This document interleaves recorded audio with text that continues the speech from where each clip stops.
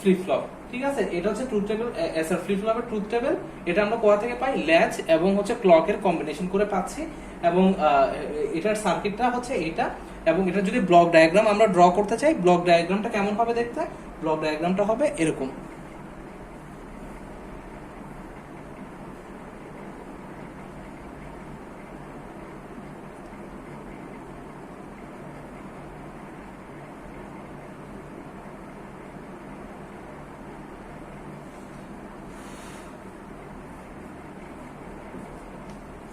So এটা হচ্ছে আমাদের এসআর ফ্লিপ ফ্লপ।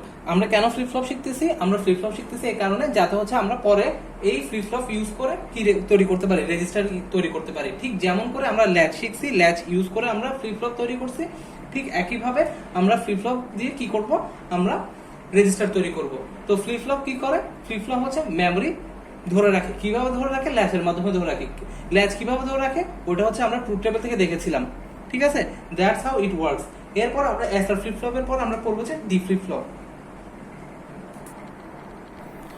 ছোট বন্ধুরা, এখন আমরা পড়বো হচ্ছে D flip flop.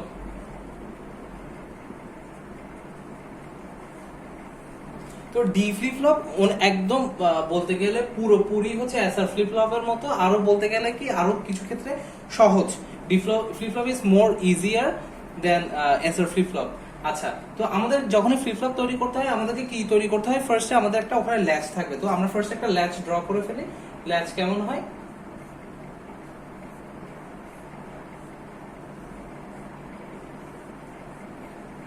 S star R star. এটা কি? Q, Q bar. এতদূর পর্যন্ত হচ্ছে ল্যাচ।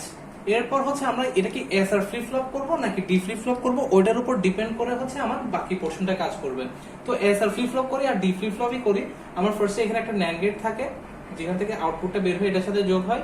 এখানে আরেকটা ন্যান্ড গেট থাকে, যেটার থেকে আউটপুটটা বের হয় এখানে যোগ হয়। এখানে এরপর কি থাকে? একটা ক্লক থাকে। ক্লকটা হচ্ছে দুটোটাকে অ্যাড করে দেয়। এতদূর পর্যন্ত কমন হচ্ছে কিসের সাথে? এসআর ফ্লিপ ফ্লপের সাথে। ডিফারেন্সটা হবে এখনই। ডিফারেন্সটা হচ্ছে এসআর এর ক্ষেত্রে কি হতো? দুইটা আলাদা ইনপুট থাকতো। ডি ফ্লিপ ফ্লপের ক্ষেত্রে এরকম দুইটা আলাদা ইনপুট থাকবে না, একটা ইনপুট থাকবে এখান থেকে আরেকটা কি ইনভার্টারের মাধ্যমে এটা এখানে যোগ হবে। আর এসআর ফ্লিপ ফ্লপের ক্ষেত্রে আমরা কি বলতাম? এটাকে এস, নিচেটাকে আর, এটাকে বলবো জাস্ট হচ্ছে D. Everything is like before. তো আমরা দেখি আবার এটা ট্রুথ টেবিল ড্র করি।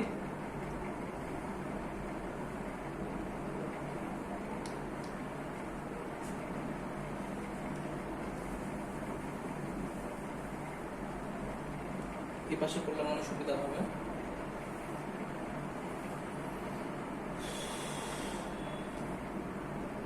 এস আর কিউ, কিউ বার। তো ছোট বন্ধুরা দেখো, এখানে এই পুরো পোর্শনটার মধ্যে শুধু এই এসআর ল্যাচটা আমাদের আগের মতো আছে, এই দুইটা এন্ড ন্যান্ড গেট আমাদের আগের মতো আছে, জাস্ট এখানে হচ্ছে আমাদের ডিফারেন্সটা। তাহলে আমরা মনে করো ফার্স্টে ন্যান্ড গেটের ট্রুথ টেবিলটা এখানে ছোট করে লিখে রাখি যাতে আমাদের বুঝতে সুবিধা হয়। এ বি আউটপুট 0 0 0 1 1 0 1 1, সবগুলো তিনটাই 1, লাস্টটা হচ্ছে 0। ঠিক আছে, এটা গেল হচ্ছে আমাদের ন্যান্ড গেটের ট্রুথ টেবিল। এখন আমরা মনে করো এই পোর্শনটা আমরা ট্রুথ টেবিলটা ড্র করি। এখানে কি কি আসতে পারে? ক্লক, ডি, আর এটা কি ডি বার। এখন 0 1 1 0, এই দুইটা ছাড়া কিন্তু আমার অন্য কোনো কম্বিনেশন আসা পসিবল না, কারণ তুমি দুটোটাই 0 লিখতে পারবে না। ডি ডি বার দুটোটা কিভাবে 0 হয়? একটা তো আরেকটা কমপ্লিমেন্ট হবে। 1 1 ও লিখতে পারবে না। তাহলে কম্বিনেশন শুধু এই দুইটা। এই দুইটা কিসের জন্য? ক্লক যখন হচ্ছে 0 এর জন্য, আবার ক্লক যখন 1। আচ্ছা, আমি এটা এভাবে করে না লিখে সুন্দর করে এভাবে করে লিখে দিই, তাহলে তোমাদের হয়তো বুঝতে সুন্দর হবে। 1 1 এর জন্য। এখানে আবার কি একইভাবে 0 1 আর 1 0। দেখো এর বাইরে কিন্তু লেখা সম্ভব না। 0 0 কিভাবে? ডি ডি বার তো সেম হতে পারে না, 1 1 ও পসিবল না। এই কারণে এই দুইটা কম্বিনেশনে জাস্ট পসিবল। এখান থেকে আমার যা বের হবে সেটা কি কি? এস স্টার আর আর স্টার, তাই তো? এস স্টার আর আর স্টার। তাহলে আমরা দেখি যে ক্লকের ভ্যালু যদি 0 হয়, ডি এর ভ্যালু যদি 0 হয়, এর এর আউটপুটটা আমার কি আসে, ক্লকের ভ্যালু 0, ডি এর ভ্যালু 0, ঠিক আছে। তাহলে আমার এই পোর্শনটার আউটপুট কি আসবে, 0 0 মানে 1 আসবে, ঠিক আছে। ক্লকের ভ্যালু 0, ডি বার, ঠিক আছে, ডি বার মানে হচ্ছে এখানে, ঠিক আছে। ক্লকের ভ্যালু 0 আর ডি বার এর এর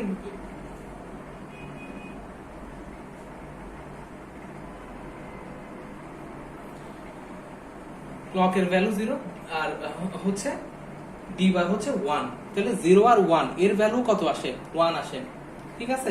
এখানে 1ই আসবে, বেসিক্যালি 1 1 আসবে, ঠিক আছে। এতদূর পর্যন্ত খেয়াল করো, এগুলো বেসিক্যালি মেমরি হবে। কেন মেমরি হবে ওটা আমরা আবার একই ভাবে যাচ্ছি, ওই যেমন ফ্লিপ ফ্লপে আমরা যেভাবে করে দেখছি ঠিক একই ভাবে আর কি। এরপর আমরা আরেকটু নিচে দেখি, আমরা নিচে যদি আসি তখন আমি দেখতে পাচ্ছি কি যে ক্লকের ভ্যালু 1, ডি এর ভ্যালু যদি 0 হয় তখন কি হবে, 1 0 যদি হয় তাহলে আমার ভ্যালু আসে হচ্ছে 1, আবার 1 1 যদি হয় তখন আমার ভ্যালু আসে হচ্ছে কত, 0, ঠিক আছে। এখানে 1 1 এর জন্য আমার ভ্যালু আসবে হচ্ছে 0, আর হচ্ছে 1 0 এর জন্য আমার ভ্যালু আসছে কত, 1। তাহলে আমার এস স্টার আর স্টার এর ভ্যালু আমরা এখন পেয়ে গেছি। এখান থেকে আমার কিউ আর কিউ বারের ভ্যালু আমার বের করতে হবে।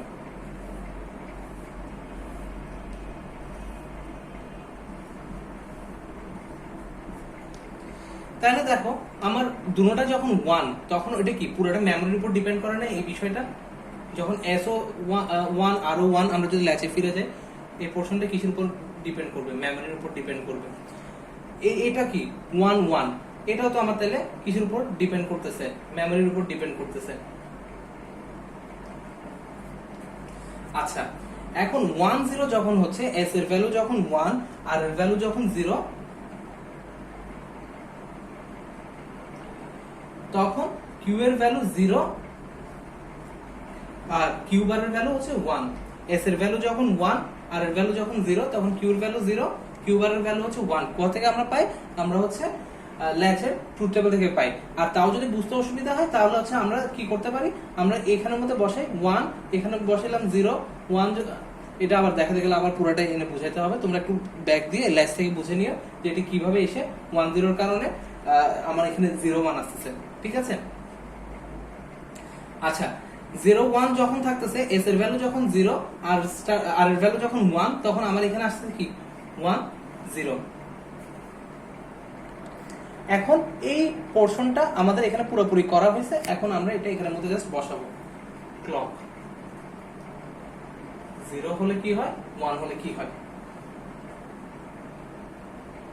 এখানে তো এস আর হবে না, এখানে হবে শুধু ডি।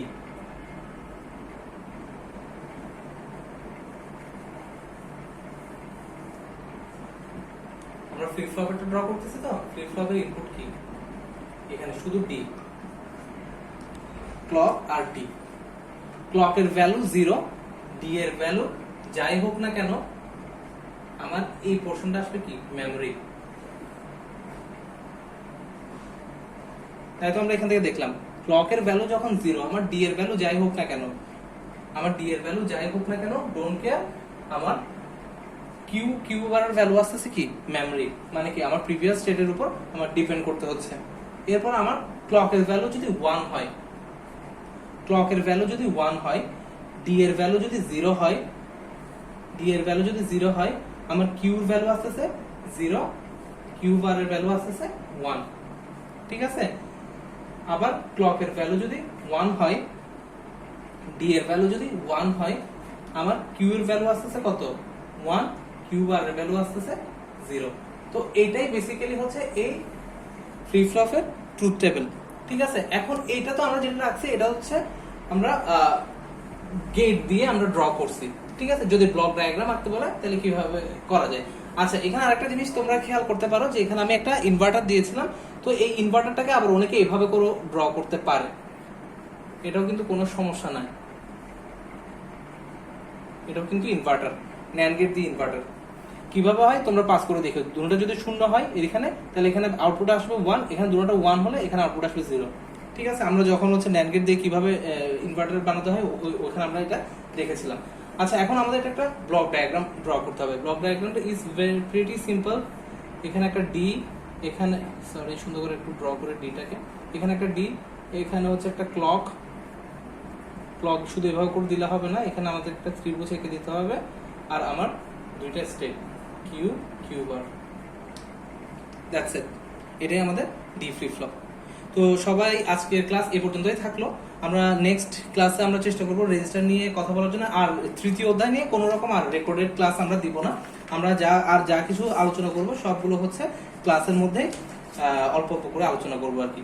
আর আমরা হচ্ছে নেক্সট রেকর্ডেড ক্লাস হয়তো নাও হতে পারে, এরপরের ক্লাস থেকে হয়তো আমাদের সি প্রোগ্রামিং দিয়ে আমরা স্টার্ট করব, এটাই হচ্ছে আমার ইচ্ছা আর কি। সেই পর্যন্ত সবাই ভালো থাকবা, সুস্থ থাকবা।